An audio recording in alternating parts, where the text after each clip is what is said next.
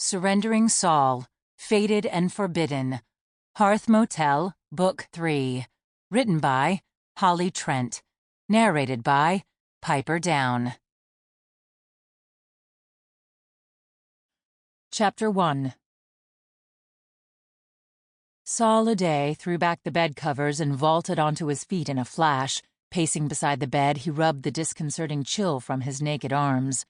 People of Sídhe descent rarely dreamed, and certainly not fairies of 3 or more centuries like himself.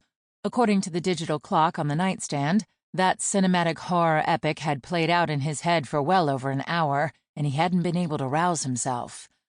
Damn it.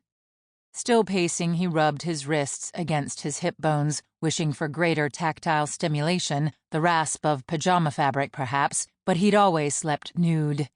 That had been his practice in the sweltering grasslands of East Africa, and his habit hadn't changed any in air-conditioned North Carolina. Glancing around the motel room that had been his home for the past month, his gaze locked onto the short pile carpet he'd been pacing. He fell to his knees and rubbed the undersides of his wrists vigorously against the floor. The friction, the pain, gave him some semblance of peace. When he turned his arms over, he'd see nothing on either, and he'd know that dream had just been a mind fuck. Fairies antagonize their enemies in unpredictable ways, and there were many enemies on both sides of his family.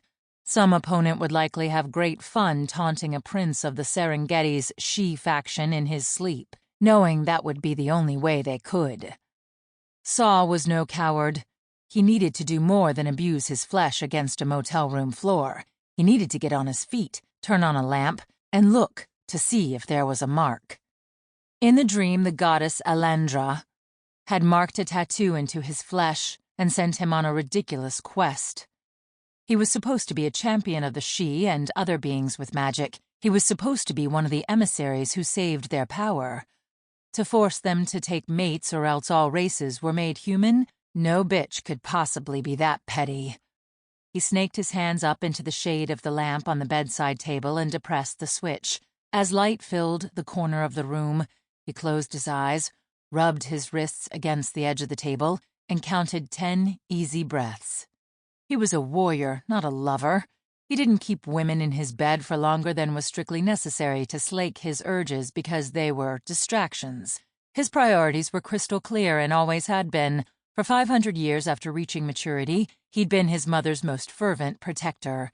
She was a key, a fairy with a rare and unusual ability to create doorways and portals in matter and in air. There were only 3 keys in existence. Sample complete. Ready to continue?